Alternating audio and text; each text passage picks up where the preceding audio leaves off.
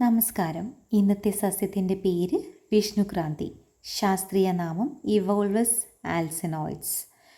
ബ്രഹ്മി പോലെ തന്നെ ഗുണപരമായ ഒരു സസ്യമാണ് ഇത്.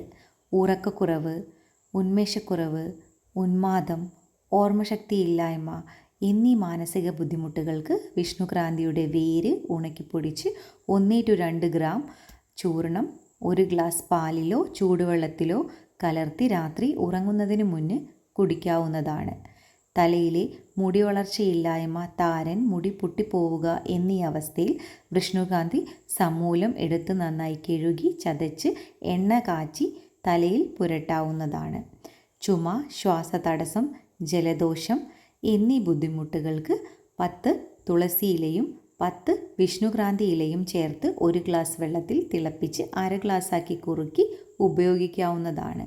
മുറിവ്, വയറുവേദന, ദഹനം എന്നീ പ്രശ്നങ്ങൾക്കും വിഷ്ണുക്രാന്തി ഇല സമൂലം ഉപയോഗിക്കാം.